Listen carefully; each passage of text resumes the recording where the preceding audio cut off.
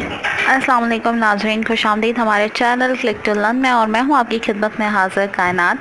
नाज़रीन, आज की हमारी इस वीडियो में हम बात करने जा रहे हैं रैशेस के मुतालिक।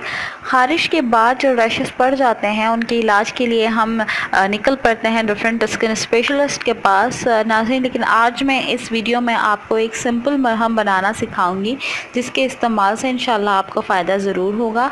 आपको करना बस इतना है कि आप कोई खुला ठंडक वाले पाउडर मतलब पिकली हीट पाउडर लें एक बाउल में, और उसमें रोज़ वाटर के साथ उसका पेस्ट बना दें। रोज़ वाटर ऐड करके उसको पेस्ट बना के मरहम टाइप बना दें, और उसे आप रेगुलर रात को सोने से कबल अपने रैशेस पे अप्लाई करें।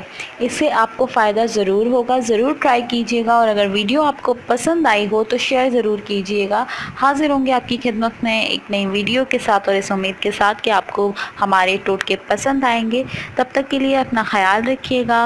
अल्लाह हाफ़िज़।